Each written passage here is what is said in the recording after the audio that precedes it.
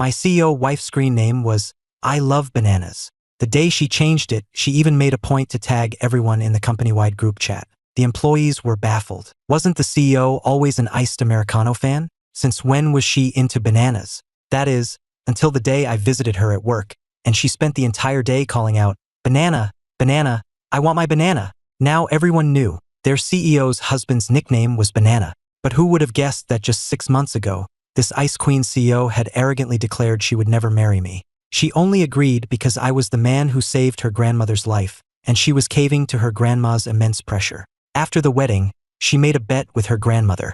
She would hide her true identity as a wealthy heiress to test my character. If I was genuinely a good person, she would give me a happy life. But if I had fooled her grandma and my kindness was all an act, she would divorce me in 6 months. So, on the day we got our marriage license, we just exchanged numbers for iMessage. She handed me a key to her apartment and then rushed back to her company. The downside of a whirlwind marriage is that when I got to her building, I realized I'd forgotten to ask what floor she was on. When I pulled out my phone to call Chloe, I realized I didn't actually have her number. Thankfully, we had iMessage, so I tried a voice call through the app. At that moment, Chloe was in a meeting. Everyone in the conference room had their phones on silent. She had a strict no personal calls policy during meetings, so hers was on silent as well. But her phone was on the conference table, so she saw the incoming call right away. The problem was, when we'd added each other, Chloe hadn't saved my name. My iMessage ID was Brave Banana, and seeing an unrecognized contact, she didn't hesitate. She picked up her phone, declined the call, and promptly deleted me as a contact. I had no idea about this chain of events. Seeing that Chloe wasn't answering my call, I switched to texting her, "Miss Sterling, I'm at the Grandview Estates, but I don't know which floor you're on." I typed it out, hit send, and only then did I see the notification that we were no longer connected on iMessage. I stared at my phone, stunned for a moment, double-checking that I hadn't messaged the wrong person. After a bit of thought, I decided to call Grandma Sterling instead. "Grandma, I've moved out of my sister's place and I'm at the Grandview Estates, but I don't know which floor Miss Sterling's apartment is on. Do you happen to know?" But Grandma Sterling didn't know either. For the sake of her investigation, Chloe had bought a new apartment and car, and her grandma had only found out about the place at the Grandview Estates after we were married. She hung up with me in a flurry and immediately dialed Chloe. Meanwhile, after deleting me, Chloe had placed her phone back on the table. Less than 3 minutes later, the screen lit up again. Seeing it was her grandmother calling, she had no choice but to answer. "Grandma, I'm in a meeting. Can we talk about this when I get home?" "Chloe, dear, that new apartment of yours at the Grandview Estates, which building and what floor? Ethan has moved in, but he doesn't know where to go. Didn't you get his iMessage? You need to tell him." Hearing this, it all clicked for Chloe. She suddenly remembered that she had, in fact, gotten married that day. "Grandma, just tell him it's in Building B, 8th floor, apartment 808. "Okay, I'll tell him. You get back to your meeting." After her grandma hung up, Chloe stared at her phone, silent for a moment, before finally sending me a new contact request. I wasn't one to hold a grudge, so I accepted her request. An apology message from her appeared almost instantly. I was easygoing, so I just told her to get back to what she was doing. But then, of all things, she had to ask, "Need any help?" I only had one suitcase. I could manage it myself. Besides, even if I did need help, it's not like she could leave her meeting to come help me. Seeing my message, Chloe immediately replied, "Can't." She was swamped. She had no time to come back and help me move. I sent back a laughing crying emoji, put my phone away, and decided not to bother her at work again. Chloe didn't message again either. We didn't know each other, so there wasn't much to talk about. She just hoped I would keep to myself and not bother her with trivial matters. She didn't have time for that. With that thought, she placed her phone back on the conference table. When Chloe finally looked up, she realized everyone in the room was staring at her. "What are you all looking at? Let's get back to the meeting." Meanwhile, once I knew the floor, I dragged my suitcase up and opened the door to our new home. It was a 4-bedroom, 2-bath apartment with 2 living rooms, a kitchen, and 2 balconies. I figured it had to be at least 2,000 square feet. After looking around, I took the initiative and moved into one of the guest bedrooms. We might have been legally married, but as long as Chloe didn't initiate anything, I certainly wasn't going to. After dragging my suitcase into the room, I went to check out the kitchen. It was spotless, but there wasn't a single pot or pan in sight. The 2 balconies were completely bare as well. It looked like Chloe never ate at home. But now that I was living here, I was definitely going to cook. So, I started by going online and ordering a whole set of kitchen supplies. As for the balconies, I figured I'd wait for Chloe to get home and ask what she wanted to do with them. It was her apartment, after all. I was just the one living here on her dime. Once the kitchen gear was ordered, I checked the time and decided to head back to my shop for a bit. By the time I got back to the Grandview Estates, it was after midnight. I pushed the door open to a pitch-black apartment. I did a quick walkthrough and confirmed Chloe wasn't back yet. At this hour, I figured she was probably staying the night at the office. So, I threw the deadbolt on the front door, grabbed my pajamas from my suitcase, took a hot shower, and crashed for the night. Meanwhile, at the San Francisco Grand Hotel, Chloe was leaving her company headquarters, surrounded by a team of bodyguards. "Miss Sterling, are we heading to the family estate or the Hilltop Villa?" The estate was the Sterling family's ancestral home, while the Hilltop Villa was Chloe's personal mansion where she usually lived, only occasionally visiting the family estate. But tonight, Chloe chose to go to the Grandview Estates. Then she instructed a bodyguard, "That new Ford Transit I bought, make sure you have it brought over." The van was part of her disguise to hide her identity. After a moment's thought, Chloe suddenly turned her head. "By the way, what's my husband's name?" She couldn't be bothered to dig out the marriage certificate, which her grandmother had inspected and hadn't yet returned. "His name is Ethan Hayes, sir. He's 25. You should probably remember that, Miss Sterling." Hearing this, Chloe just gave a casual to show she'd heard. 10 minutes later, the convoy of luxury cars stopped at the entrance to the Grandview Estates. Chloe got behind the wheel of the Ford Transit and drove into the complex alone. She might not remember my name, but she remembered the address of the apartment she'd bought. When she got to the apartment door, she took out her key and put it in the lock. But she quickly discovered that no matter how she turned it, the door wouldn't open. The moment she realized I had thrown the deadbolt, Chloe's expression soured. She had initially been grateful to me for saving her grandmother. But when her grandma constantly sang my praises and pushed for the marriage, that gratitude curdled. She saw me as a calculating social climber, a pretty boy with a hidden agenda. And while she'd ultimately agreed to marry me, she'd made a deal with her grandma. She would hide her identity to vet my character. If I passed her test, we could be a real couple. If I failed, Chloe planned on metaphorically burying me. Now, staring at the locked door, her anger flared. "This is my apartment," she fumed. "I let him stay here, and he locks me out?" With that thought, she started kicking the door, the loud bangs echoing in the hallway. At the same time, she tried calling me on iMessage. Learning from her earlier mistake, she had actually saved my contact info, even adding the label husband. Otherwise, she'd probably forget who I was and delete me all over again. I was jolted awake by the sound of Chloe kicking the door. I'm not a morning person to begin with, let alone when I'm woken up in the middle of the night. I threw back the covers, didn't even glance at my phone, and stormed to the door. "Who the hell is it?" I grumbled as I unlocked the door.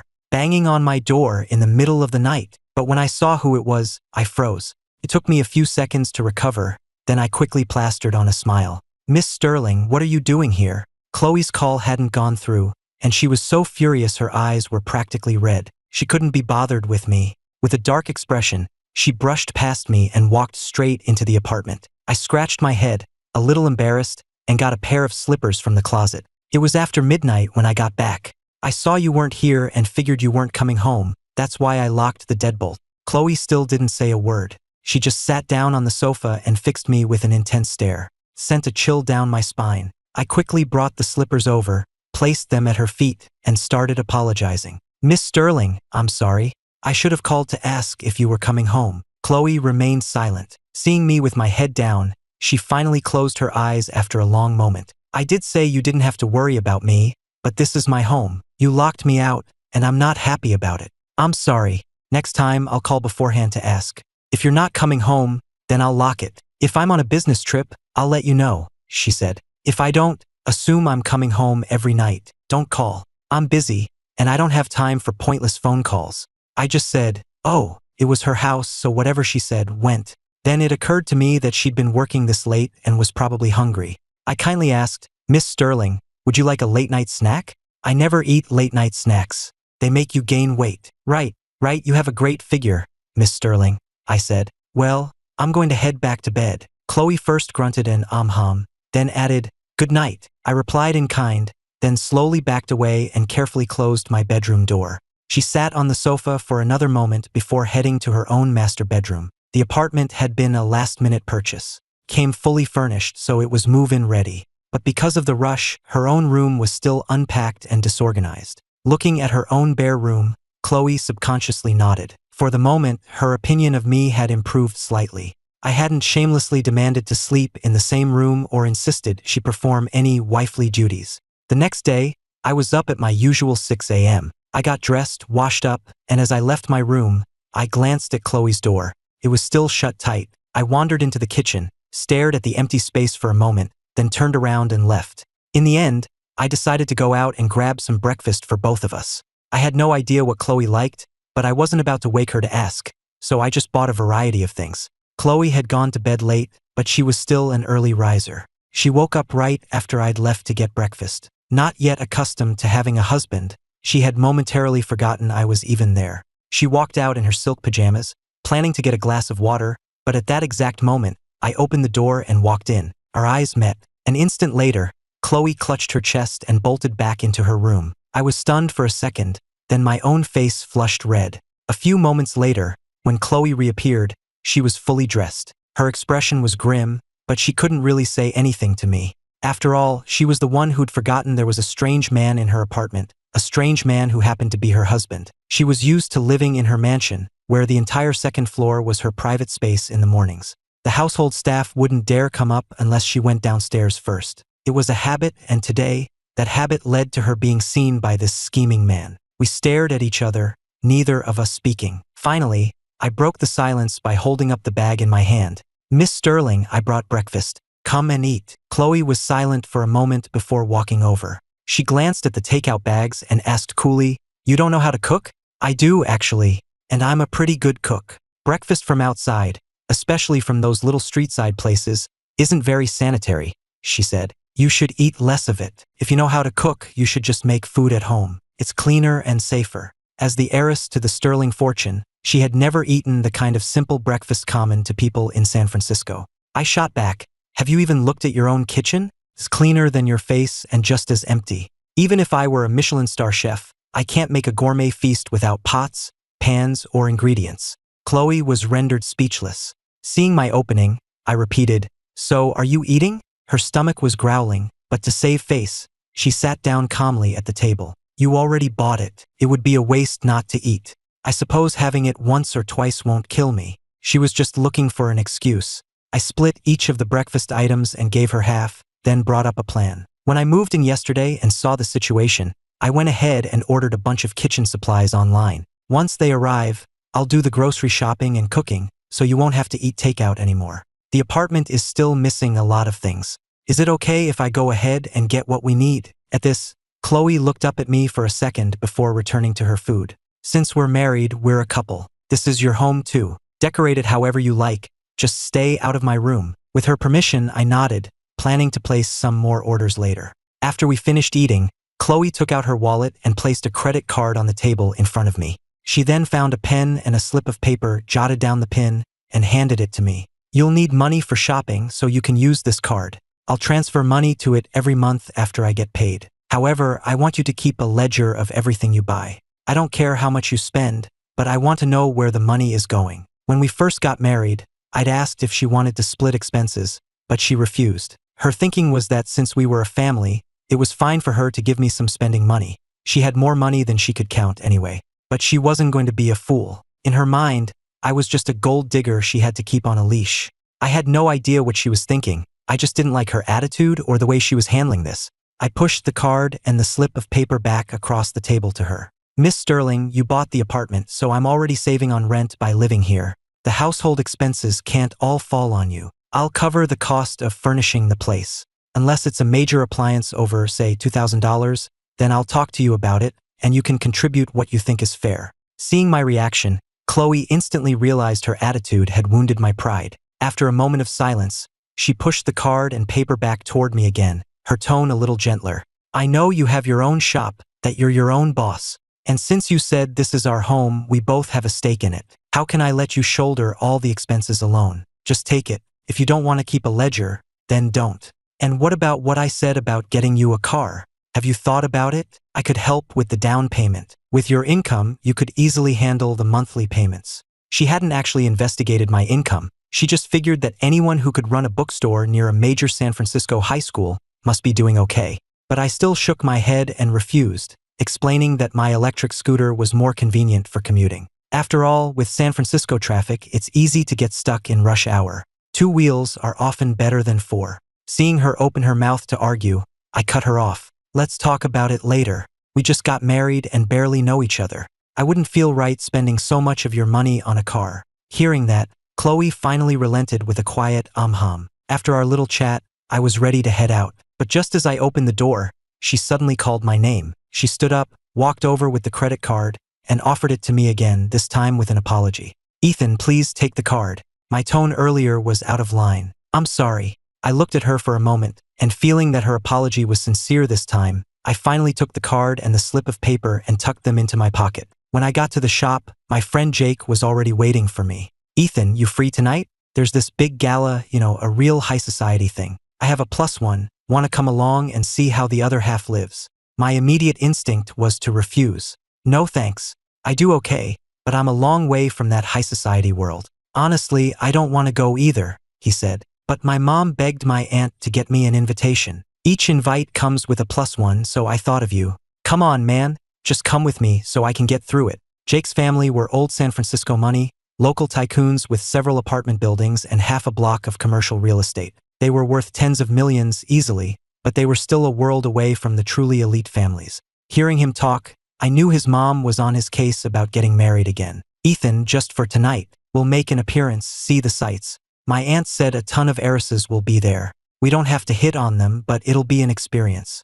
And I'm telling you, the food at these things is incredible. I'm a foodie and so is Jake. So after an hour of him pleading and cajoling, I finally gave in. At 6 that evening, we arrived at the venue, the San Francisco Grand Hotel. Jake's aunt got there before us and hurried over the moment she saw us. Jake, get your invitation out. They check it at the door for registration. Once you're inside, you two should do more looking and less talking. When the time is right, I'll introduce you to some people. As she said this, she lowered her voice and gave us a meaningful wink. The implication was obvious. Jake just sighed. Auntie, they're way out of my league. I'm not going to daydream about that. He added silently to himself, I'm just here for the food and drinks. I stood by and listened without saying a word. I was just his wingman and my goal was also the food. A moment later, Jake made an excuse and dragged me away from his aunt. Once inside, he expertly grabbed 2 plates piled high with food and led me to a secluded corner. We don't know any of these society types.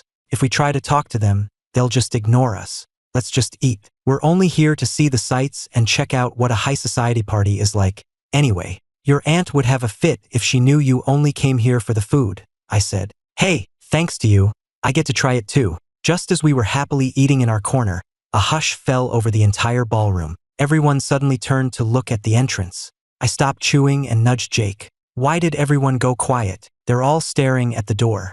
Who just arrived? I have no idea, Jake said, standing up. I stood up with him. We both craned our necks, trying to see the entrance, but there were too many people in the way. We couldn't see a thing. The gala was hosted by a major business mogul, someone the Sterling family had deep ties with. As the current head of the Sterling family, and with the event being held at her family's own hotel, Chloe's attendance was a given. As Chloe made her entrance, you could hear a ripple of respectful greetings. The most important CEOs went up to greet her directly. She moved through the room like a queen, the center of everyone's attention, completely unaware that her new husband was in a corner. My own view was completely blocked by the crowd. After staring for a while without seeing who the main attraction was, I lost interest. I sat back down and tugged on Jake's sleeve. Forget it, we can't see anything through all these people. Let's just eat. For me, the food was the main event tonight anyway. After entering, Chloe's first stop was to exchange pleasantries with the evening's host. Her personal security detail stood by, their expressions serious, their eyes and ears scanning the room for any potential threats. One of the bodyguards, the tallest of the group, had a clear view over the crowd. As he instinctively scanned the room, he suddenly spotted a figure that looked remarkably like his boss's husband. Chloe may have hidden her true identity from me when we got married, but her personal bodyguards couldn't afford not to know who I was. So, aside from Grandma Sterling, they were the ones most familiar with my face. The bodyguard thought his eyes were playing tricks on him. He blinked and looked again. It really was me. At that moment, I was juggling 2 plates, piling them high with food. Once they were overflowing, I found a table in the corner, sat down, and prepared to dig in. The bodyguard's eye twitched at the sight. After Chloe finished speaking with a few prominent executives, He found an opportune moment to lean in. Miss Sterling, I've spotted Mr. Hayes. Chloe frowned. What is he doing here? I don't know, Miss Sterling. Keep an eye on him, she ordered. Don't let him see me, and find out who he's with and who he talks to. Get pictures, discreetly. In Chloe's mind, I was still a suspected social climber. She assumed I was here to find a wealthy patron and climb the social ladder. Meanwhile, I was quite busy myself, juggling eating, digesting, and now, dealing with Jake's cousin, Summer Shaw. She was 3 years younger than Jake, and the two of them had been close since they were kids. After making the rounds with her parents, she spotted us and came right over. Jake pulled up a chair for her, and I just gave her a friendly smile. At my smile, Summer's face seemed to flush a little. She raised her glass to me. Ethan, you're not drinking? I rarely do, I replied. How about some juice then? I can get you a glass. She started to get up, but I quickly stopped her. No, it's okay. I've eaten so much I don't have room for anything else. Seeing that I was firm, she obediently sat back down. A moment later, clearly a bit bored, she started a conversation. Jake, have you and Ethan just been sitting here all night? My mom was planning to introduce you to some nice girls. Every time she turned around to find you, you were gone. She's stuck talking with the other wives and couldn't get away, so she sent me to find you. Jake, now full and content, just smiled. Summer, Ethan, and I really just came for the food. I'm not interested in the rest. We're both stuffed now, and it's getting late, so we're gonna head out. Just let my aunt know, okay? Hearing this, Summer shot to her feet, her eyes instinctively flicking toward me. Jake, you're leaving already? The party's only half over. It's still early. Your cousin and I have to open the shop tomorrow, I interjected as we both stood up. We can't stay out too late. Summer followed us, persisting. You could always open a little later, you know? She even circled around me, trying her best to convince us to stay a bit longer. But we managed to fend her off with the excuse of having to work. Having failed to convince us to stay, Summer could only walk us out of the hotel. Jake, you didn't drive here? Your mom arranged a car to pick us up earlier, he said. Ethan and I will just grab a cab. Summer, you should head back inside. Tell my aunt we left and have fun. There were a lot of people milling around the hotel entrance. They gave us a passing glance, but since we were unfamiliar faces, no one approached us. We didn't want to get a ride right in front of the hotel, so we walked down the block to hail a cab. We waved to Summer, who had followed us the whole way. Get back inside. We're off. Summer waved reluctantly, watching until our cab pulled away. She stood there on the sidewalk for a long time before finally turning to go back inside. Near the entrance, she crossed paths with Chloe, who was just leaving. Chloe was, as always, the center of a universe of bodyguards.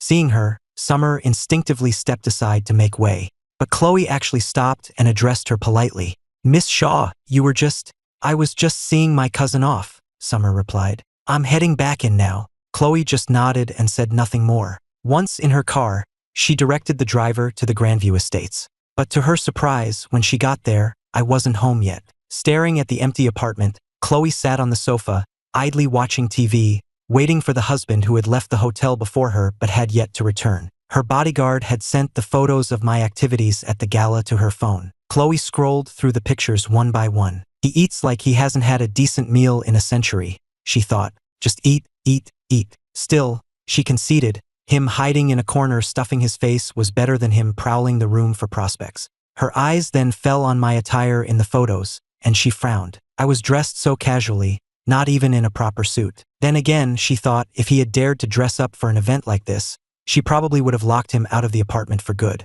Aside from Summer Shaw, he hadn't spoken to any other women. And Summer was his best friend's cousin. They had probably known each other for years. Finally, Chloe stopped on one photo, her lips pressing into a thin line, her eyes turning icy. Even for a candid shot, the bodyguard's angle had been perfect, capturing the exact moment Summer was stealing a glance at me. Chloe could tell in a single glance that Summer had a crush on me, which meant she had a rival. At the thought, Chloe's hand tightened around her phone. Just then, the lock clicked. Chloe immediately shoved her phone into her pocket, done with the photos. I walked in, and was surprised to see her sitting on the sofa watching TV.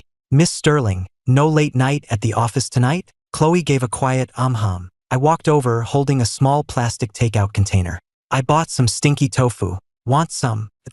Chloe looked up and glared at me. You did nothing but eat at the gala, and you're still not full? What a glutton. Seeing her silence, I shook my head with mock regret. It smells strong, but the taste is amazing. The more you eat, the better it gets. The man I admire most used to love it. With that, I sat down next to her and opened the container. As the pungent aroma filled the air, Chloe subtly scooted away. The man you admire most? The face on the $100 bill, I said. Want to try a piece? No, you eat it, she said. And can you please eat it out on the balcony? The smell is too strong. She looked like she was about to be sick, so I quickly grabbed my food and headed out, muttering to myself that wealthy people were probably very particular about things. Out on the balcony, I happily dug in. From inside, Chloe could see my silhouette on the balcony, her expression unreadable, but she didn't say anything. When I finished and came back inside, she immediately asked, "You closed up the shop early tonight?" I wasn't at the shop tonight. A friend had a gala to attend and asked me to go with him. By the way, can I ask you something? I don't know if you can answer. The gala was at the San Francisco Grand Hotel. I heard that hotel is owned by the wealthiest family in the city, and their heiress was there tonight. I heard her last name is also Sterling. You're not related to them, are you? Chloe's expression didn't change. We were probably related 500 years ago, she said dismissively. I breathed a sigh of relief. I knew you weren't connected to them. Hearing my relief, Chloe studied me. You seem happy about that. Why? You don't want me to be related to them? It's late. Let's not daydream. If you were related to the Sterlings, the richest family in San Francisco, would you have married a stranger like me? The Sterlings are on another level. Even if you were a distant relative, I'd feel like I was marrying way up, and things would be awkward. Chloe said nothing, her lips pressed together. I continued on, telling her about my night. I skipped over the parts about the food and focused on describing the grand entrance of the Sterling heiress. People were saying she's always surrounded by bodyguards and doesn't let any young men get near her. Miss Sterling, don't you think for an older woman unmarried at her age, there must be something wrong with her? Or maybe her preferences are different. Chloe was so shocked by my words, she nearly bit her tongue. She glared at me, but to me it just looked like she was surprised by the gossip. I nodded, continuing my analysis. It's highly likely. No wonder she's still single at her age. The world of the rich is something we common folk just don't get. Suppressing the urge to strangle me, Chloe asked coldly, "And how do you know she's an older woman?" She's the head of the Sterling family, not some character in a novel. For an heir to successfully take over a family empire like that, they've got to be at least 35. To a young guy like me, what is that if not older? Chloe opened her mouth, but found she had no rebuttal. After a long pause, she asked coolly, "Are you very interested in her?" "Not at all," I said. "Just some fun gossip about a big-shot CEO." I was about to mention Jake's marriage troubles, but at that, Chloe abruptly stood up. "It's late. I'm going to take a shower." I watched her retreating back, glanced at the now empty sofa, shrugged, and headed to my own room. We're still practically strangers, I thought, barely even talked. I thought girls were supposed to love gossip. Time flew, and soon it was Saturday. The previous evening, Grandma Sterling had called me. She said that since Chloe and I were married, it was time for our families to meet properly. Not just the elders but our siblings and cousins too, so we wouldn't be strangers if we ran into each other. So, I arranged for both families to get together that day, and I'd also made plans with Chloe to go grocery shopping that morning. Which is why, at 6 a.m., Chloe was woken up by a call from me. Chloe, who had a terrible temper when woken up, had to exercise the patience of a saint not to yell at me. Finally, she just rubbed her temples and told me to give her 10 minutes. "Take your time," I said. "I made some fried noodles. You can eat when you come out, and we'll go grocery shopping after." Chloe grunted an okay, but just as she was about to hang up, her eyes shot open. She put the phone back to her ear. "What time did you get up?" "A little after 5, I replied. Chloe didn't say another word and silently ended the call. Meeting the family was a big deal to me, and I was taking it seriously. Seeing my attitude, Chloe's morning grumpiness seemed to vanish. Half an hour later, after a quick breakfast, we headed out to the farmer's market together. 2 hours of careful selection later, we returned with our arms full. We had just pulled into the parking garage of the complex when my phone rang. It was Grandma Sterling. "Ethan, are you two home? We're downstairs." "Grandma, we just got back from the market ourselves. Wait for us downstairs, we'll be right there." "You and Chloe went to the market?" The old woman sounded delighted. She thought my cold, proud granddaughter actually condescended to go to a farmer's market with him. This whole pretending to be poor thing might be good for her, she mused. Let her experience a normal life. Chloe's always so busy with work. She's never done anything like this. "Ethan, you should make her help out more. Don't wear yourself out." I got out of the car, phone pressed to my ear with one hand, and opened the back door with the other. I leaned in, pulled out a small, foldable grocery cart and gestured for Chloe to unfold it. The cart wasn't big enough for all the groceries and fruit I'd bought. I ended up carrying the rest while Chloe pushed the cart. I handed the phone to her. "Grandma, don't worry, I won't overdo it. We're on our way up now." After she hung up, I gestured for her to put the phone back in my pocket. "Let's go," I said. "Your grandma and everyone are waiting downstairs." As we walked side by side, she reminded me, "In front of my family, don't call me Miss Sterling, just call me Chloe." Soon enough, her family saw us approaching. I had bags in both hands, while Chloe pushed the little cart, which was piled high with groceries, drinks, and fruit. Walking side by side, we actually looked like a harmonious couple. Chloe's youngest cousin, who was 15 years her junior and still in school, couldn't help but burst out laughing at the sight. For as long as she could remember, she had been terrified of her stern, strict older cousin. In her mind, Chloe was always this cold, untouchable goddess. She never imagined she'd see the day her cousin looked like a regular person. Seeing her laugh so hard, Grandma Sterling shushed her, but even she couldn't suppress a wide, crinkly smile. Grandma Sterling suddenly thought that this whole charade of Chloe hiding her identity to test my character had its upsides. At least it allowed them to see this different side of her. "Grandma, I can't help it, just let me laugh a little more," the cousin giggled. Her husband should have had her carrying a chicken in one hand, a duck in the other, and a baby strapped to her back. "All right, that's enough," Grandma Sterling said, though still smiling. "All of you remember, do not blow our cover. Ethan doesn't know. And you," she said to her eldest son, "you and your wife will say you don't have pensions, that you just garden at home and sell some plants to make ends meet. Remember what we all agreed on. If you blow it, Chloe will have your heads, and don't come crying to me." The old woman was finding this whole scheme highly entertaining and was now fully committed to helping her granddaughter play poor. Everyone murmured their agreement. They weren't total strangers to me. After all, I had saved their mother's life. Her son and daughter-in-law had been the ones to thank me back then. I quickly reached them, greeted Grandma Sterling, and then nodded a hello to the rest of the family. Once we were all back in the apartment, I got everyone settled, then served them tea, water, and fruit.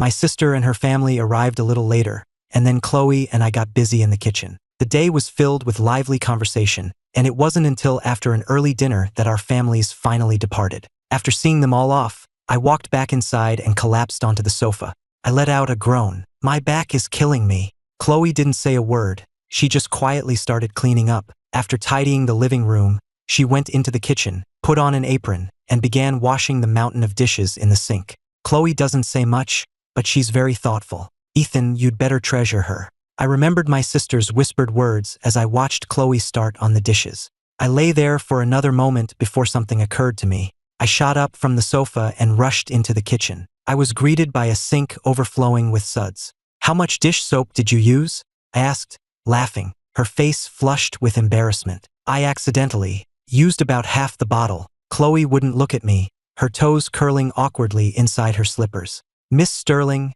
why don't you let me take over?" I said, gesturing for her to move. She hesitated for a moment before obediently handing me the apron. She didn't leave, though. She just stood nearby and watched. "Next time, let's just go out to a restaurant," she said. "It's easier." "I'm fine with that," I replied. "I just wanted to make a good impression since our families were meeting for the first time. That's why I cooked at home." After a moment of silence, Chloe suddenly asked, "What did my grandma say to you?" I stopped washing and turned to look at her. Our eyes met and I gave a slight smirk. She asked if we were sleeping in separate rooms. She reminded me we're legally married and told me to be a little bolder, more proactive, and to pounce on you. She also said she hopes to be holding a great-grandchild by next year, and specifically mentioned that if I could give her fraternal twins, she'd give me her entire life savings as a reward. Chloe didn't say anything, but she was thinking, my grandmother's life savings are in the billions. She really values this guy. No wonder he charmed her so completely that she ignored my wishes and nagged me relentlessly to marry him. The more she thought about it, the more convinced she became that I had shown my true colors. She decided I was after her grandmother's fortune. When I didn't hear a response for a while, I glanced over at her and saw her expression had turned dark. Noticing my gaze, she let out a sharp humph. I was completely baffled by her sudden mood swing. "Miss Sterling, did I say something wrong?" With a stony expression, Chloe turned and walked out of the kitchen, ignoring me completely. I watched her go, muttering to myself, that's just weird. She's the one who asked, and then she gets mad at my answer. Chloe went to her room and didn't come out for a long time. I didn't bother with her. I finished the dishes, cleaned the kitchen, and then went to sit on the new swing chair I'd bought for the balcony. A little while later, I heard footsteps approaching, and soon Chloe appeared on the balcony. When she saw me swinging contentedly with my eyes half closed, her expression tightened even more. She walked right over and thrust 2 pieces of paper at me. I took them with a slight roll of my eyes. It was an agreement in duplicate. She had not only signed it but also affixed a personal seal, making it look very official. I gently pushed the swing as I read the agreement Chloe had drafted. The gist was that since we had no feelings for each other, we would be a couple in name only, and I was not to have any designs on her physically. Furthermore, if we failed to develop feelings for each other within 6 months, we would get a divorce. As compensation, she was willing to sign over the deed to this apartment to me. And a final, emphasized clause. I was forbidden from having any ideas about her grandmother's personal fortune. Aside from the apartment, all the other terms were to my disadvantage. When I had finished reading, Chloe spoke, her voice cold. Ethan, we may be married, but we have no emotional foundation. I think we need to sign an agreement. Don't worry, everything else besides what's written here remains the same. I wasn't angry. In fact, it seemed perfectly normal that she would draft something like this. I never had any intention of going after your grandmother's savings, I said. I have my own 2 hands and my bookstore. I can support myself. In my eyes, your grandmother is just a sweet old lady living on a modest pension. Even with a filial family, an elderly person's savings are finite. I probably have more saved up than she does. The whole point of this whirlwind marriage was to put my sister's mind at ease. I had even asked Chloe if she wanted to split everything when we first got the license, but she had refused. I looked Chloe up and down and offered a compliment. Miss Sterling, you truly hit the genetic lottery. With your looks, if you were number 2, no one would dare claim to be number 1. Her eyes darkened at my words. Before she could respond, I changed my tone, shaking my head with a grin. But you're not a $100 bill, Miss Sterling. Not everyone is going to love you. So don't worry, I won't be falling in love with you. I have no objections to this agreement you've drafted. Give me a pen, I'll sign. I don't have a personal seal, so a thumbprint will have to do. When Chloe wrote this, she must have expected me to get angry, to protest, to say something about a man's pride. She never expected me to be completely unfazed and even compliment her on the agreement. After a moment of stunned silence, she handed me the pen. I stood up, walked over to the balcony railing, and using the ledge as a hard surface, I signed my name on both copies. Then I took the ink pad she offered and added my thumbprint. We each kept one of the 2 copies. I casually folded mine and stuffed it into my pocket. Seeing how casually I treated it, Chloe seemed a bit put out, but she didn't say anything. You've had a long day too. You should get some rest. You too, Miss Sterling, I replied. But I'm not tired yet. I think I'll stay out here and swing for a while. Chloe watched me quietly for a moment before turning to leave. Does he really have no agenda? She wondered. Am I just being paranoid? Otherwise, how could he be so nonchalant, not getting angry or making a scene, but actually smiling about it? With that thought, she grabbed her car keys and headed for the door. Seeing her leave, I called out from the balcony, "Going out, Miss Sterling?" "Something came up," she called back. "Don't wait up for me. Just leave the door unlocked." "Don't worry," I said. "I've never waited up for you before." My words made her stop in her tracks. She stood there, speechless for a second, before continuing out the door. She was on her way to her best friend's place to vent and have a few drinks. She just couldn't stand my attitude. He was the one who should have been humiliated and upset, yet he was completely unfazed. Instead, she was the one who felt all twisted up inside. Is it because this is the first time anyone has ever dismissed me so easily? She thought. I made the terms of that agreement so harsh, and he didn't even blink. He just doesn't care about me at all. I'm this beautiful, and he's never even considered falling for me? My body is this good, and he's really never thought about pouncing? Wait, what am I even complaining about? After a round of self-consolation that involved a lot of alcohol, Chloe was completely wasted. In the end, her bodyguard had to drive her back to the Grandview Estates. Seeing the late hour and the closed apartment door, the bodyguard asked, "Miss Sterling, should I wake Mr. Hayes?" Chloe fumbled in her purse for her keys, instinctively replying, "No need, they were only a couple in name after all. Who knew if I would try to take advantage of her in her drunken state? I'm 30 years old and I haven't even had my first kiss," she grumbled, patting down all her pockets. After a moment of fruitless searching, she sighed. "Go ahead and wake him up." She had just realized she'd left without her keys. Inside, I heard knocking and figured it was Chloe. Quickly got up to open the door. "Hello, I'm her rideshare driver," the bodyguard said. thinking fast. She's had a bit too much to drink, so I brought her up. He then handed a stumbling Chloe, along with her car keys, over to me. I felt her weight sag against me. I closed and relocked the door, then helped the unsteady Chloe inside, a look of distaste on my face. How much did you drink? You reek of alcohol. Chloe didn't say anything, but in her head, she was screaming, I only drank this much because of you.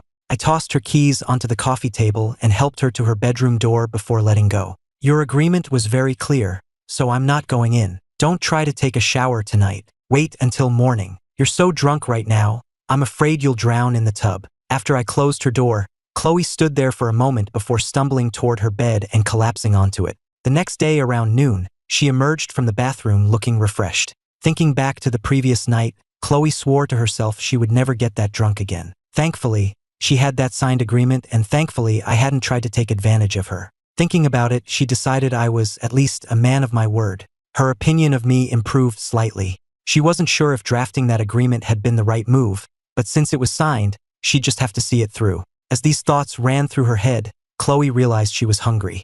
She left her room, half expecting to find a hot, home-cooked meal waiting for her.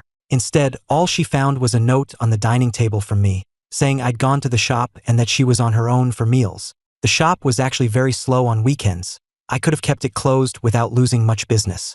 I went in because it was quiet, and it gave me a peaceful place to work on the handcrafted items for my online store. Before long, Jake showed up, surprised to see me there. I told him I was working on some crafts to make extra money. He told me his mom's nagging about marriage had become unbearable, and he'd come to the shop to hide out. I was about to offer my sympathies, but he immediately launched into his tale of woe. In short, his mom had his aunt set him up on another blind date, this time at a coffee shop tonight. A blind date at a coffee shop at night, he moaned. 1 cup of coffee and we'll be there till dawn. Then his tone shifted, and he grabbed my shoulders. Ethan, you have to come with me tonight. Get lost. Are you crazy? I said. Why would I crash your blind date? What if she ends up liking me instead? Dude, he said. Are you seriously having that fantasy right now? As we were bickering, a familiar voice called out from the doorway. Hearing my name, I paused, stopped what I was doing, and went to the front of the shop. Grandma Sterling, what are you doing here? I wanted to have a chat, so I came by. I stopped by your apartment first, but Chloe said you weren't there, so I figured you'd be at the bookstore. By the way, I thought you didn't usually open on weekends.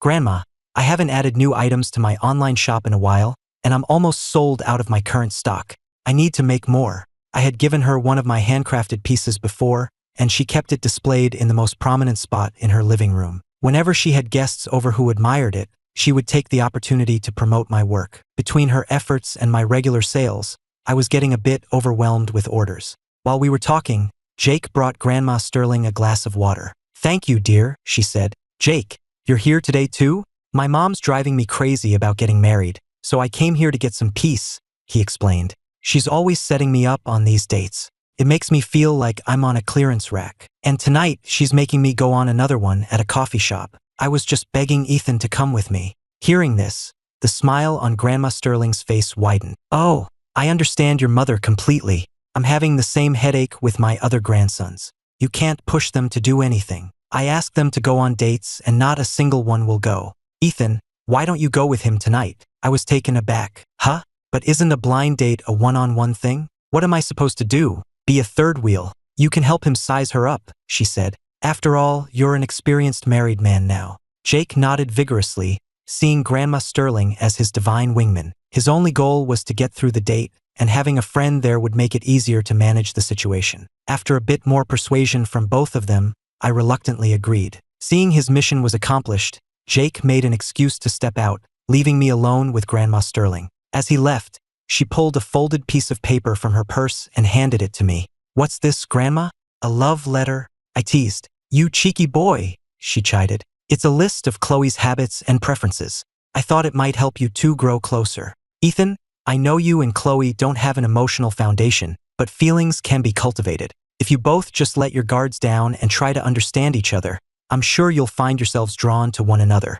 I didn't respond, just unfolded the paper and glanced at it. I thought to myself, Chloe already has me on a 6-month divorce plan. Why would I waste time trying to cultivate feelings? I wasn't on guard against her, but she was definitely on guard against me. Chloe just gets a little grumpy when she's woken up, and she's a bit of a neat freak, But other than that, she's wonderful, she said. I paused. Grumpy when she's woken up? Grandma Sterling nodded. Unless she wakes up on her own, whoever wakes her up, whether by phone or by knocking, is in for a bad time. Even I don't dare to do it. I thought about the several times I had called Chloe early in the morning, dragging her out of bed, and she hadn't gotten angry. Was her grandma telling the truth? Or was Chloe just holding back because we were newlyweds?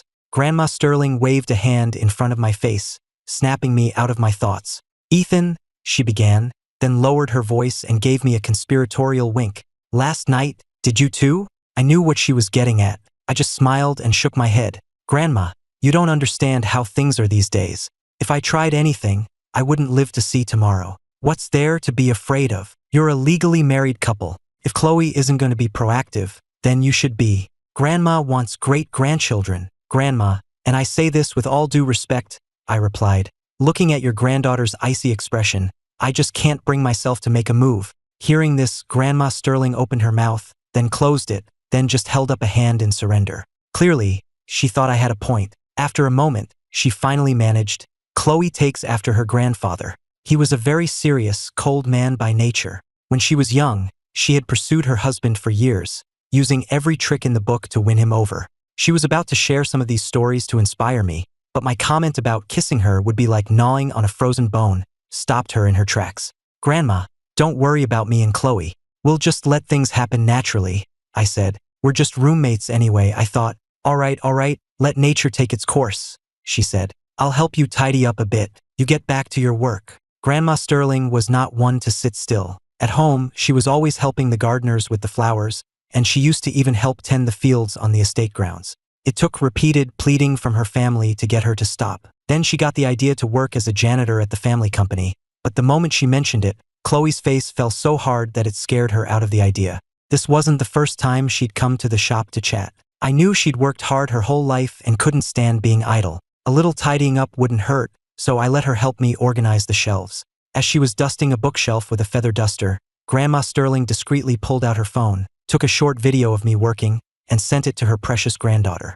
By the time I finished all the custom orders, it was already past 6 in the evening. Jake's blind date was at 7:30, at a place called the Willow Creek Cafe, one of the most elegant coffee houses in the city. A little while later, Jake pulled up on his motorcycle to pick me up. At the same time, Chloe's younger sister, let's call her Claire, arrived to pick up their grandmother. Grandma Sterling had specifically told her to bring a less conspicuous car. The cheapest car in their garage was the BMW the staff used for errands, which was still a 6-figure vehicle. It was too late to buy a beater, so Claire ended up borrowing the family gardener's old pickup truck. Ethan, I'm here to take Grandma home, Claire said, popping into the shop. I nodded and, on an impulse, gave her one of the extra pieces I'd made. It wasn't valuable, but it was pretty, and she accepted it with a smile. As they walked to the truck, Grandma Sterling stared at it with amusement. Where on earth did you dig up this old relic? It's Mr. Henderson's, the gardener, Claire explained. He uses it for hauling fertilizer.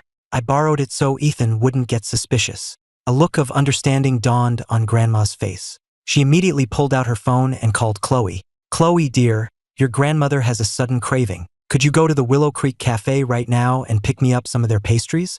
Theirs are just the best. Grandma, there are plenty of people at the house who can go for you. Why do I have to run the errand? What's that? Is your grandmother's request too much for you now? I'm telling you, if I don't have pastries from the Willow Creek Cafe tonight, then tomorrow I'm showing up at Sterling Corp to apply for a janitor position. Chloe's face darkened. Ever since her grandfather passed away, her grandmother had been like a wild horse let out of the stable, often dressing down and roaming the city, which is how she'd roamed her way into finding me in the first place. Finally, Chloe agreed through gritted teeth. Satisfied, her grandmother hung up. Claire, however, was confused. Grandma, if you wanted pastries from there, we could have just stopped by on our way home. You didn't have to make Chloe go. Before she could finish, her grandmother cut her off with a sharp, "What do you know?" It was then that Claire instantly understood. Her grandma was setting Chloe up. Meanwhile, I locked up the shop, took the helmet from Jake, put it on, and took the keys to his motorcycle. He hopped on the back, resting his hands on my shoulders. Ethan, if only you were a girl, he sighed. Then my mom would finally get off my back about getting married. What's that supposed to mean? I asked, my hand twitching on the throttle. I scooted forward a bit on the seat and gave him a stern warning before finally starting the engine. When we got to the Willow Creek Cafe, his date was already there. Jake hurried over to apologize for being late. I, meanwhile, played the part of a deaf mute, sitting at the adjacent table, not looking, not listening, and not speaking, just silently enjoying a piece of cake.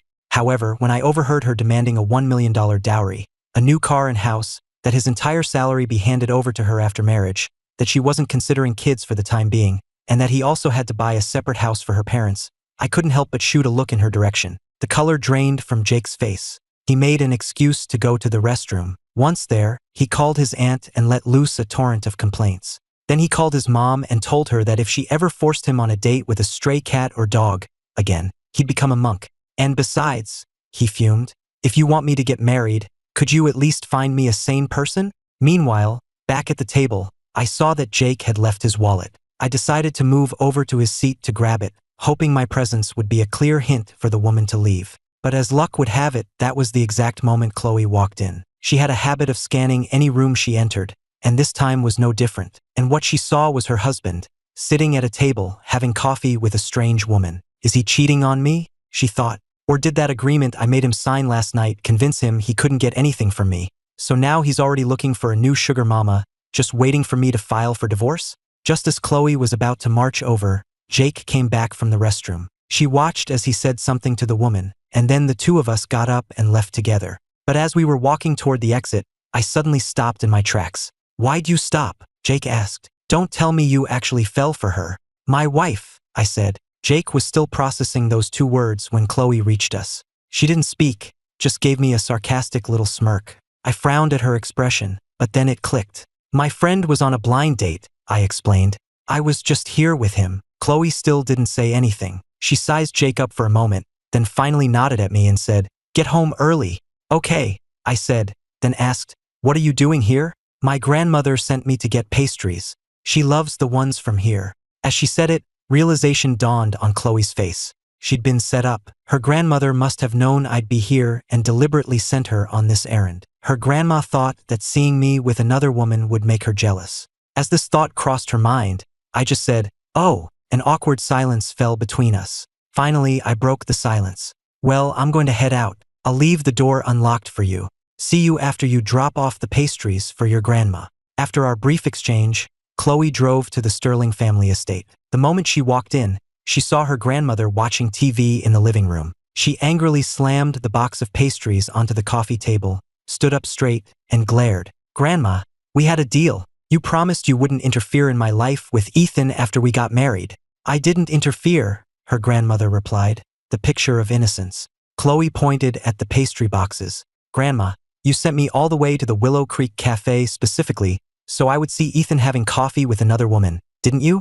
"Grandma, I don't know what jealousy tastes like, and I never will." With that, Chloe turned and stormed out. "It's so late, you're not staying over?" her grandmother called after her. "My husband left the door unlocked for me," Chloe retorted coldly, before slamming the front door behind her. Meanwhile, I was back at the apartment, sitting on the swing on the dark balcony, just staring up at the night sky. I didn't know what Chloe and her grandmother had discussed, but when I connected the dots, her grandma helping Jake convince me to go, I understood exactly why Chloe had shown up at that cafe. But what was her grandmother's goal? To make Chloe misunderstand me? Did she actually want us to make it work, or was she hoping we'd split up after the 6 months were up? Chloe didn't get home until very late. When she arrived, she saw my bedroom door was closed and the apartment was dark, so she assumed I was asleep. After a moment's thought, she sat on the sofa and called her sister, Claire. When Claire answered, her first instinct was to ask if Chloe was okay, but Chloe cut right to the chase. "You knew Grandma was setting me up, didn't you?" "Chloe, what are you talking about? All I know is that Grandma called and asked you to get pastries from the Willow Creek Cafe. She loves their stuff, that's nothing new. Your brother-in-law," Chloe seethed, "happened to be on a blind date at that exact cafe." Claire let out a shocked gasp, completely incredulous. When Chloe didn't respond, she sighed. Okay. So, did you actually see him?" "When I got there, his friend was in the restroom. It was just him and his date sitting together." "Wow, what a coincidence," Claire said. "Even if Grandma sent you there, she couldn't have timed it that perfectly, could she?" Chloe rubbed her aching temples. "Grandma bought the Willow Creek Cafe a few weeks ago. She's the actual owner now. So, you're saying the staff there were watching him, and they timed it so you'd walk in right when his friend was gone. making you think he was looking for a new partner? Chloe, you two are married. It's normal for Grandma to be a little anxious for you. She was just trying to provoke you, to make you jealous. So, were you jealous? I've never known what jealousy tastes like, Chloe stated flatly. Well, maybe you should have Ethan let you taste some jealousy sometime. Grandma adores him, Chloe. I think you're going to fall for him eventually. Aside from his background, he's a great guy. And those wire sculptures he makes are incredible. The little money tree sculpture I'd given her had grown on Claire so much that she decided to take it to her office the next day to put on her desk for good luck. Chloe, meanwhile, was thinking about the video her grandmother had sent her. After a long silence, she snorted. I've made it this far in life without knowing the taste of jealousy, and I don't plan on starting now. You're still awake? My voice made Chloe jump as I walked in from the balcony. At the same time, I could hear Claire's voice from the phone. I was about to go to sleep, but then you called. By the way, what did Ethan have to say about it? Before her sister could finish, Chloe abruptly ended the call. I yawned and offered an explanation. I was sitting out on the balcony and must have dozed off. Your conversation woke me up. It gets cold on the balcony at night. You should be careful not to catch a cold, she said. Thanks for the concern. Well, Miss Sterling, I'm heading to bed. Chloe didn't say anything, just watched me go to my room, wondering if I had overheard her conversation with Claire, and if so, how much. Having this person, this husband, in her space made her feel like she had no privacy left. The next morning at breakfast, we each had a large bowl of noodles, and I had placed a fried egg on top of each one. I brought a bottle of vinegar out from the kitchen, opened it, and started pouring some into my own bowl. I like to add a little vinegar to my noodles, I said casually. The sour taste is really good. Chloe said nothing. Miss Sterling, who was it you were telling last night that you didn't know what jealousy tastes like? Here, try some now. I'll add a little for you. Without waiting for her permission, I poured a dash into her bowl. Chloe stared at me for a long moment before finally picking up her chopsticks. So, I asked, how does it taste? She replied instinctively, sour. That's the taste of jealousy, I said. Now that you've tried it, Miss Sterling, you can't go around telling people you don't know what it tastes like. They'll think you're less worldly than a 3-year-old. After that, I had a busy day at the shop. But on my way home that evening, my electric scooter suddenly died. The battery was fully charged, but it wouldn't move an inch. Just as I was wondering what to do, a car pulled up behind me and the window rolled down. Ethan, it is you. I thought that was you from behind, but I wasn't sure. It was Jake's cousin, Summer Shaw. I greeted her and quickly explained that my scooter had broken down. I was just about to start wheeling it off the road. Seeing this, Summer quickly pulled her car over, got out, and hurried toward me. She gave the scooter a cursory look and shook her head. Ethan, I don't know the first thing about fixing these. I have no idea what's wrong. Why don't I call someone to come pick it up and get it repaired? Just leave it with me. I promise I'll have it back to you tomorrow, good as new. She was my best friend's cousin, and I'd known her for years. I trusted her. After a moment's thought, I nodded. Seeing me agree, Summer seemed visibly excited. She immediately made a call and gave them our location, and we waited for the tow truck to arrive. At that same moment, across the street, a sharp-eyed driver spotted me waiting at the intersection. While waiting at the red light, she turned to her boss, who was resting with her eyes closed in the back seat. Miss Sterling, I think that's Mr. Hayes over there. At the mention of my name, Chloe's eyes snapped open and she looked ahead. She squinted. The silhouette did look like me, but there was a woman standing next to me. Slow down when we pass, she instructed the driver. I want to confirm if it's him. She pulled out her phone, intending to call me, but then thought better of it and put it away. Soon, the light turned green. Chloe's convoy slowed as it passed, giving her a clear view. It was definitely her husband, Ethan. As for the woman with him, it wasn't until after they had passed that she placed the face. Summer Shaw, her rival. Are Ethan and Summer together, or was this just a chance encounter? Chloe was filled with suspicion, but she remained silent and didn't call me. At the same time, Summer had also noticed the convoy pulling away. One of those cars that just passed is the one the Sterling heiress usually rides in, she commented. The CEO of Sterling Corporation. She was at that gala the other night. I wasn't particularly interested in the topic, and seeing my lack of response, Summer dropped it. Soon, the vehicle she'd called for arrived. It wasn't until the driver got out and addressed her as Miss Shaw that I realized she had called her family's personal driver. Ethan, it's too late now. All the repair shops are probably closed, she said. Our driver, Mr. Roberts, will take the scooter and get it repaired for you tomorrow. He'll drop it off at your shop when it's done. I thanked her sincerely. Seeing her opportunity, She pressed her advantage and offered to give me a ride home. I couldn't have been more grateful. Walking home from here would have taken me all night. When we reached the main gate of the Grandview Estates, I asked Summer to stop. I could walk the rest of the way. She clearly wanted to drive me all the way to my building so she could see where I lived. But a high-end, gated community like this wasn't one you could just drive into. In the end, Summer gave up. She figured she could just ask Jake another time. "Thanks again for tonight," I said as I got out. "It was nothing, you've already thanked me enough," she replied. "If you really want to thank me, you can take me to dinner sometime." I readily agreed, then added without thinking, "Yeah, we should all go out for dinner with Jake sometime." But that wasn't what Summer had in mind. She bit her lip. "Can't it just be the two of us?" "Sure, that's fine," I said, misinterpreting her. "You're afraid Jake will be a pain, right?"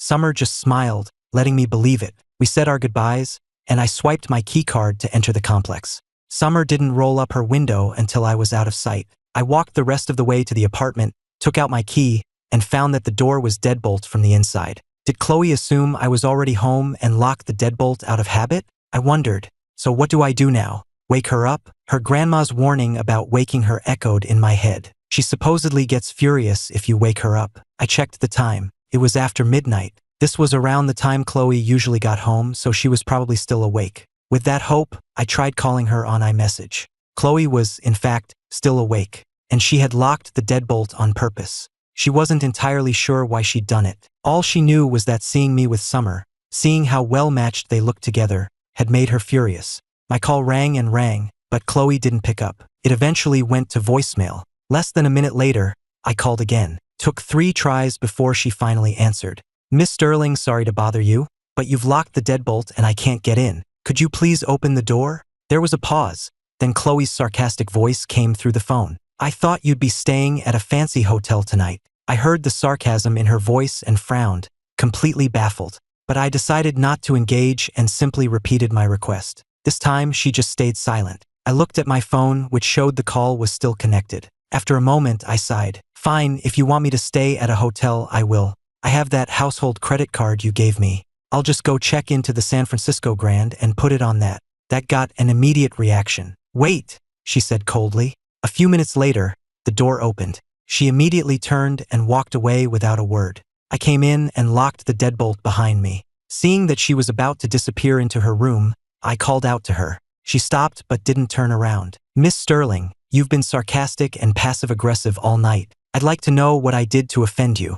If you have a problem, say it to my face. Let's not let things fester. If you're just going to give me the cold shoulder and lock me out every day, I can just move out. It's your apartment, your rules." At that, she finally turned around and stared at me. "How did you get home tonight?" "What?" I was still confused. She repeated the question, enunciating each word. I said, "Who gave you a ride home?" I was stunned. I had been dropped off at the main gate. How could she possibly know Summer had given me a ride? Did she have spies everywhere? Seeing my silence, Chloe sneered. "Ethan, we signed an agreement. We can be divorced in 6 months. Can't you wait until then to find your next meal ticket? Do you have to be so eager? We are still legally married. You looking for a replacement is cheating. And while I don't like you, and I could never love you, no normal person enjoys being cheated on." Chloe just hated the idea of me and Summer together, especially since she saw Summer as a rival. Her attitude made me laugh out of sheer anger. "Meal ticket, prospect, the way you throw those words around is disgusting. Chloe, are you out of your mind? If you're this delusional, you should go see a doctor, and stop staring at me like that. You don't even bother to ask what happened, you just jump to the worst possible conclusion. Are you always this arrogant and presumptuous?" I continued. "My scooter broke down on the way home. I happened to run into Summer, who is my best friend Jake's cousin. I've known her for years, far longer than I've known you. I've practically watched her grow up. Given our friendship, she saw me stranded, pulled over to ask what was wrong, helped me arrange for a tow, and then gave me a ride home. We did nothing wrong, but the way you talk about it, you make it sound like we were having some kind of sordid, secret affair. They say that people with dark hearts see everyone else as dark too. Are you the one with secrets, Miss Sterling? Are you the one cheating, and that's why you're projecting it onto me?" My tirade left Chloe stunned. She opened her mouth, then closed it. She tried to think of a comeback, but found she had nothing to say. "Miss Sterling, if you didn't want to get married, you could have just said so. I never forced you. Did you have to go through with it and then act like I'm some leech who's taken advantage of you? You're the one who wrote that agreement. I didn't argue with a single word of it. You told me to sign and I signed. The fact that you're willing to give me the apartment and a car after the divorce is your business. If you think I'm after your money, then it would be foolish of me not to take what you're offering, wouldn't it? And another thing, who do you think you are? That you're so irresistible I must be plotting to get you? You act like you're some domineering CEO from a novel and I'm the male gold digger. Have you been reading too much fiction? The only reason I agreed to this marriage was to give my sister peace of mind. That's it. That time at the cafe when you saw me with that woman, you thought I was cheating then too, didn't you? Anyone who didn't know better would almost think you were jealous. Don't worry, Chloe managed to say. I don't get jealous. You sure looked like you were just now, I retorted. Now that I'd cleared the air and saw her expression soften, I couldn't resist teasing her. You were practically radiating sourness. The vinegar in my noodles this morning had nothing on you. Chloe's face remained tense, but the tips of her ears turned red. I let out a small chuckle. That did it. Her whole face flushed. I don't even like you, let alone love you. How could I possibly be jealous? As long as you're not cheating on me while we're married, I don't care who you're with. You don't have to keep repeating that you don't like or love me. It's not like I'm madly in love with you either. This marriage is just an arrangement, a partnership. And I'll be honest with you too. The only reason I agreed to this was because I was desperate to move out so my sister would stop fighting with her husband about me. So yes, I had a motive. I wanted a free place to live to save on rent and, more importantly, to give my sister peace of mind. Your apartment is far more attractive to me than you are. Hearing this, Chloe felt a strange conflict. It was easy for her to say she didn't like or love me, but hearing me say the same thing back to her, she found my words stung. After a long pause, she finally softened her tone and apologized. Ethan, I'm sorry. I misunderstood. In the future, I said, if you have a problem with me, just say it. Don't lock me out of my own home. With a personality like yours, you're going to have a lot of fights in any marriage. If you married someone with the same temperament, you'd be divorced within a week. Chloe was silent for a moment, then reminded me, I do have a husband, and his personality is different from mine. Your future husband won't be me, I stated plainly. I meant your next husband, I clarified. I had already resigned myself to following the terms of her agreement. Divorce in 6 months. In a situation like ours, there was no way love could ever blossom. The night passed without further incident. The next morning, when Chloe got up, she found me already busy in the kitchen. She seemed to hesitate for a moment, then took the initiative to say good morning, and even, for the first time ever, asked if I needed any help. No, I'm good, I said. But if you're really bored, you can hang up the laundry and sweep the floors. Chloe froze, clearly thinking I was being presumptuous. But despite her thoughts, she meekly agreed. For a big apartment with just 2 people who were rarely home, the place was already quite clean. Sweeping shouldn't have taken long. And yet, by the time I had breakfast ready for both of us, she still wasn't done. In the end, I had to take over, gently taking the broom from her hands. Chloe opened her mouth as if to protest, but then just stood aside, obediently sneaking glances at my face. She was probably checking to see if I was still angry from the night before. My expression had been grim then, but this morning, my mood had improved, and I was even making breakfast for her. With that thought, she spoke up. I can give you a ride to the shop later. Without looking up, I refused. It's not that far out of the way, she insisted. It's no trouble to drop you off before I head to the office. I have a flexible schedule. I can go in late or leave early whenever I want. She was the CEO of Sterling Corp. She could come and go as she pleased. Besides, she had her own ulterior motive. I was, after all, her husband, and Chloe had no intention of giving other women an opportunity to get close to me. While we were eating, my phone suddenly rang. It was on the table between us, and as it lit up, Chloe glanced over and clearly saw the caller ID. Little Sis Summer. Her grip on her chopsticks tightened for a second before she consciously relaxed it. Her mind, however, started to wander. I wonder what my name is in his contacts. I had already answered the call. Ethan, have you eaten yet? Summer's cheerful voice came through. I can come pick you up for work. I can treat you to breakfast, or you can treat me. I could almost picture her expectant face. I was completely oblivious to her crush. I was just thinking that her family lived on the other side of the city. With the morning rush hour, I didn't want her to drive all that way just to get stuck in traffic. No, that's okay, I said. I'm almost done eating, and my wife is giving me a ride to the shop today. You don't need to come all this way. Summer's hopeful expression fell. My words, my wife is giving me a ride, were like a bucket of cold water. She had completely forgotten I was married now. Ethan was single for so long, and then he suddenly gets married to a total stranger. Why couldn't he have just waited for me? I know I'm still young, but why couldn't it have been me? Unfortunately for her, I had never once considered her in that way. She was just like a little sister to me. "Oh, okay then," she said, her voice losing its cheer.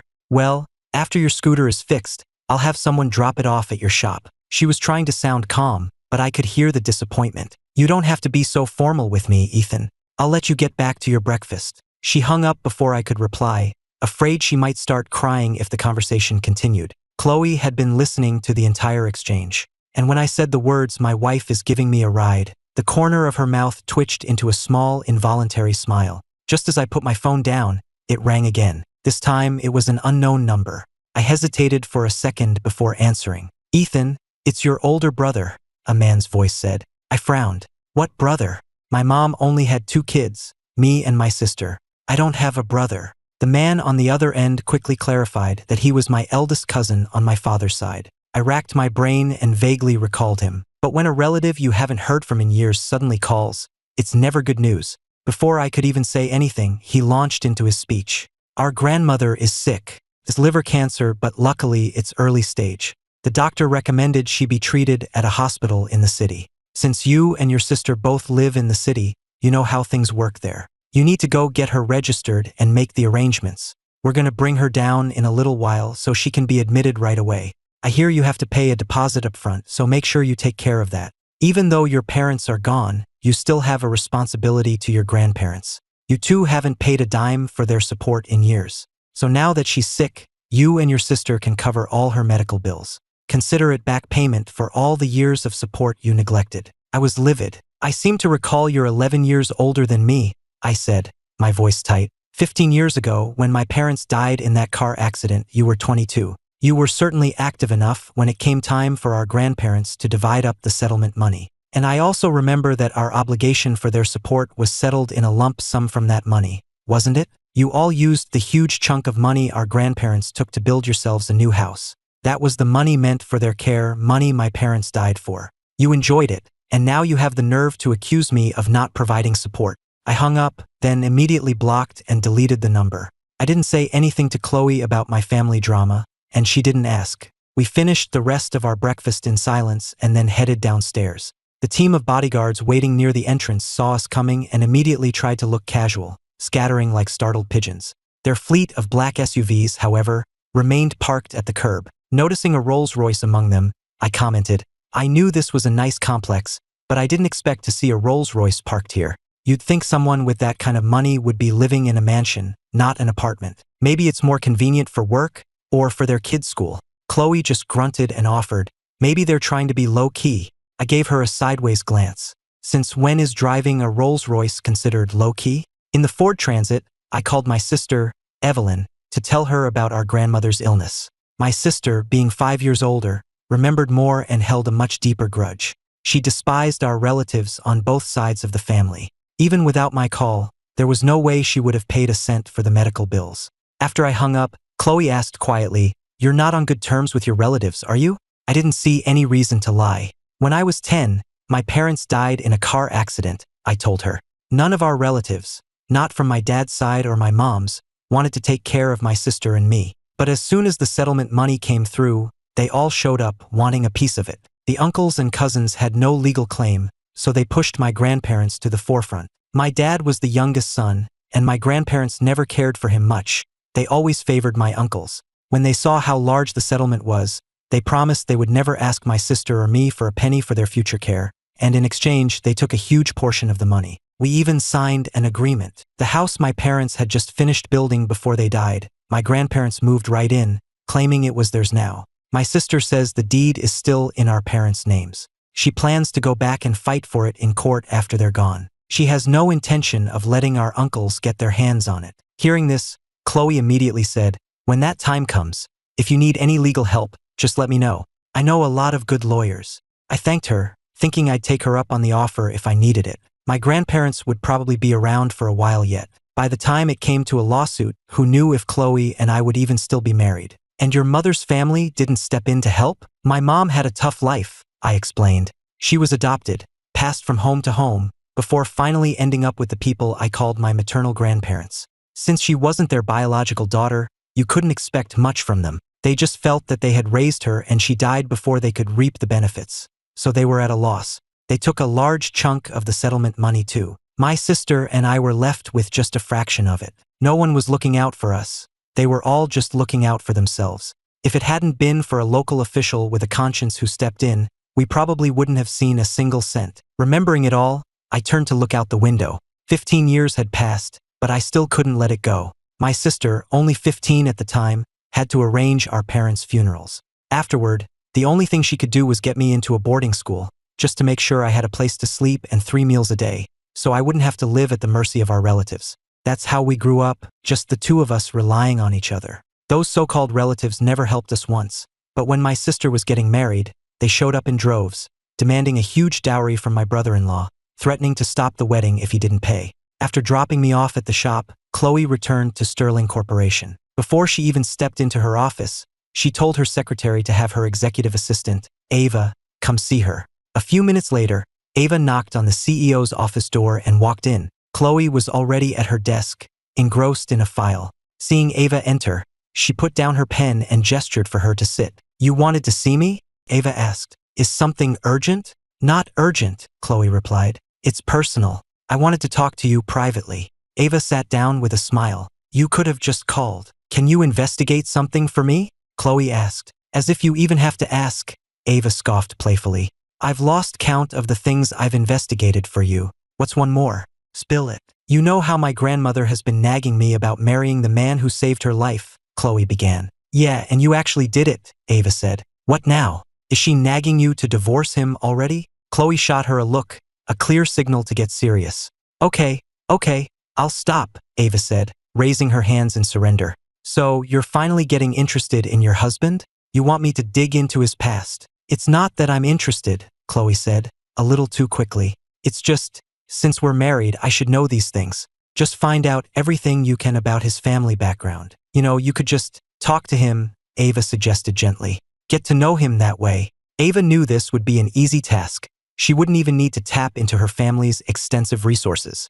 A few of her own contacts could get the information in a day. As far as Ava knew, Ethan was just a regular guy with a good heart who'd been in the right place at the right time. Besides, anyone who earned Grandma Sterling's seal of approval had to be a genuinely good person. Ava was willing to bet it wouldn't be long before her old friend was completely smitten. He might be running into some trouble soon, Chloe said, justifying her request. If I know the full story beforehand, I can help him. Hearing this, Ava's interest was piqued.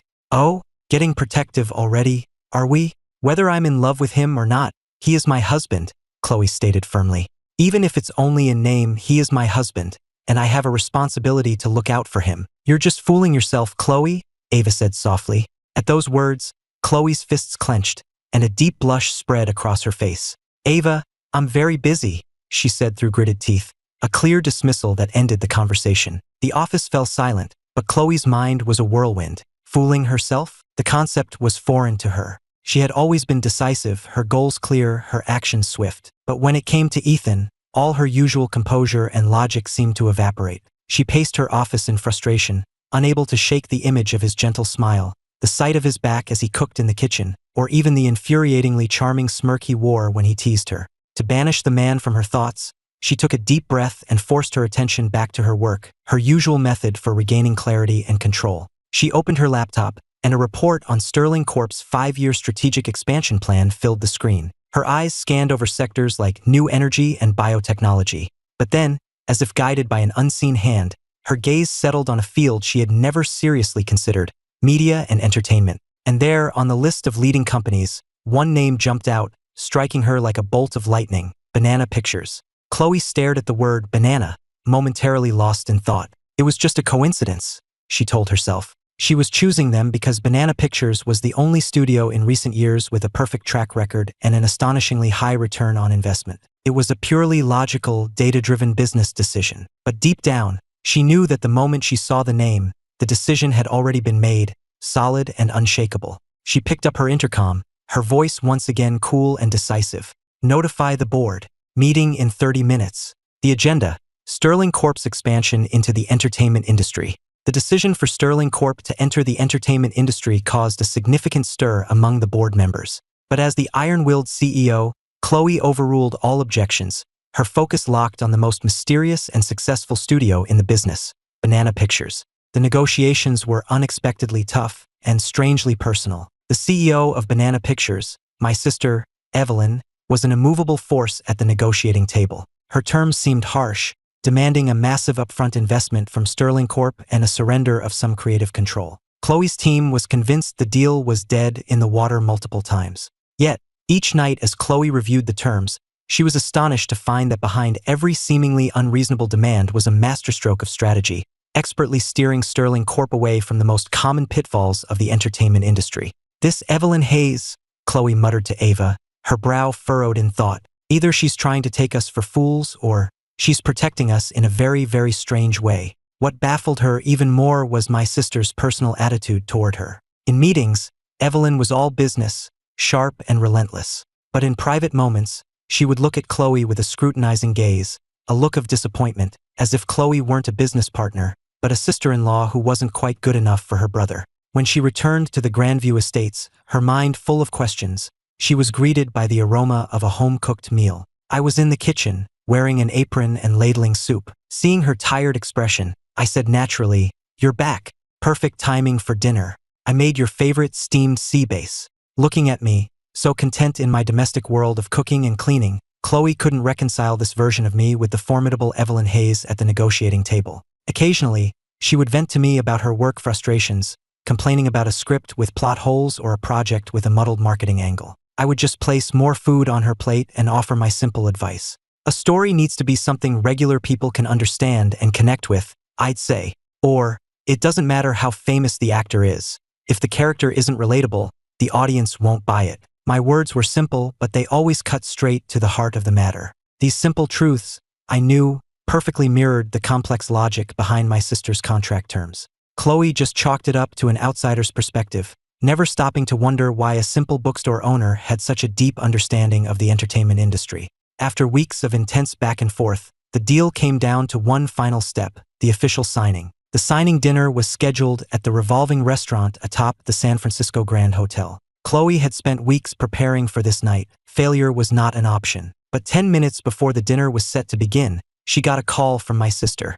"Chloe," Evelyn's voice came through, tinged with apology and a hint of amusement Chloe couldn't quite place. "Something urgent has come up, and I can't make it. But don't worry. Our most important representative is already downstairs. He has the full authority to sign on my behalf, no, on behalf of all of Banana Pictures." The most important representative? Besides Evelyn, the CEO, who could that be? Could it be the legendary, mysterious founder who had never once made a public appearance, whose name was a complete secret? Chloe's suspicions grew, but she calmly expressed her understanding. She touched up her makeup and stood by the door of the private dining room, ready to greet this important person. Meanwhile, I was in the elevator, adjusting the collar of my suit and taking a deep breath. The day had finally arrived. The elevator doors chimed open, and I stepped out. I saw her immediately. She was standing at the entrance to the dining room in a sharp, white pantsuit, looking beautiful and radiant. The moment her eyes landed on me, she froze completely, her usually cool, sharp gaze filled with utter disbelief, as if her brain had just short-circuited. A flicker of amusement crossed my mind, but it was quickly replaced by a sense of calm, of things finally falling into place. I was no longer the gentle, harmless bookstore owner. I was dressed for the occasion, and I knew the look in my eyes was no longer just soft and warm, but held a sharp, commanding presence she had never seen before. I walked up to her and gave her a small smile, a smile that held a knowing, mischievous glint she had never seen before. "Ms. Sterling, sorry to keep you waiting." My voice was still gentle, but I deliberately laced it with a formal, businesslike tone. I watched her stunned expression for a moment, then walked past her without another word and took my seat at the signing table.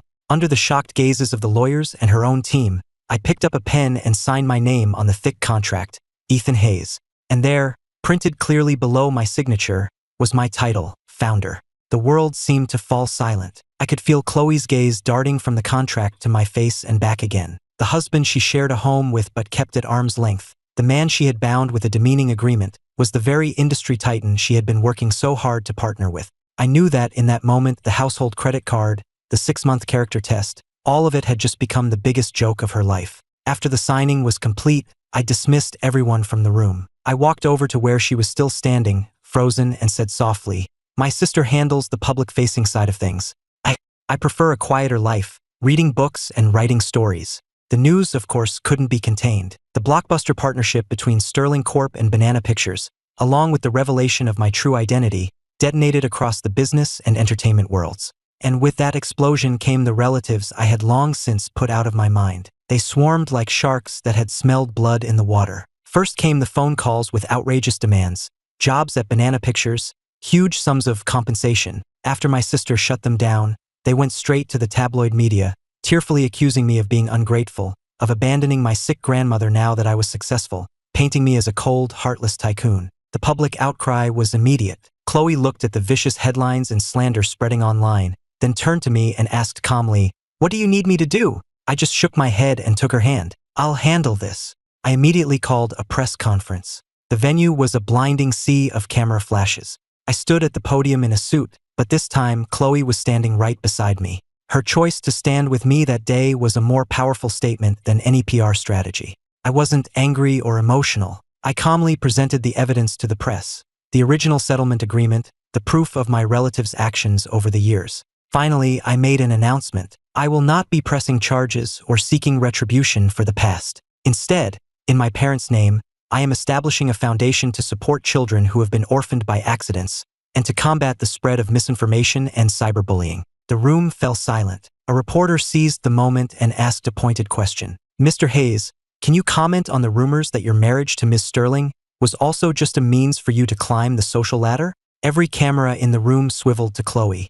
I felt her hand tighten on my arm. She stepped up beside me, took my arm in hers, and confidently took the microphone. Her eyes were clear and steady as she spoke, her voice ringing through the room. I fell in love with his heart long before I knew his name. And as for that 6-month bet I made, it looks like I'm the one who won. The moment she said those words, it felt as if every flashbulb in the room dimmed. All I could see were her eyes, shining with a love that was brighter than any light. A year later, the movie The Ice Queen and the Banana, based on a screenplay I wrote about our story, was released. It was a massive critical and commercial success, winning numerous awards both domestically and internationally. At the lavish after-party, Chloe and I, as the film's producers and real-life subjects, were the center of attention. She was radiant in an elegant maternity gown, her face glowing with a happiness that made her more beautiful than ever.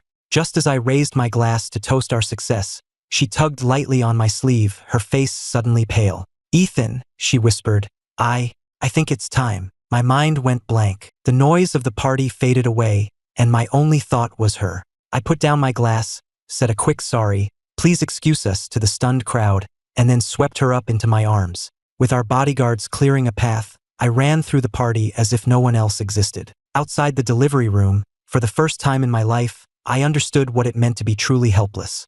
I, who had faced down corporate giants and never flinched, was now pacing the hallway like a terrified child. When a nurse finally emerged, holding a small bundle and smiling, "Congratulations, Mr. Hayes, you have a beautiful baby girl."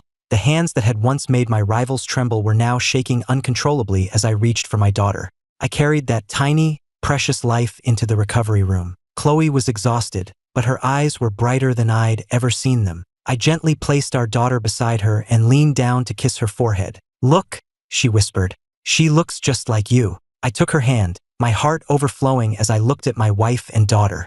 I smiled and said, "Our story finally has its perfect sequel." Outside, the stars shone brightly, but inside the room, it was warm and peaceful. Over the soft cries of our newborn daughter, Chloe and I met each other's gaze and smiled. All the misunderstandings, the tests, and the distance between us had melted away, replaced by a deep and tender love. Our future was just beginning, unfolding before us in the most beautiful way imaginable.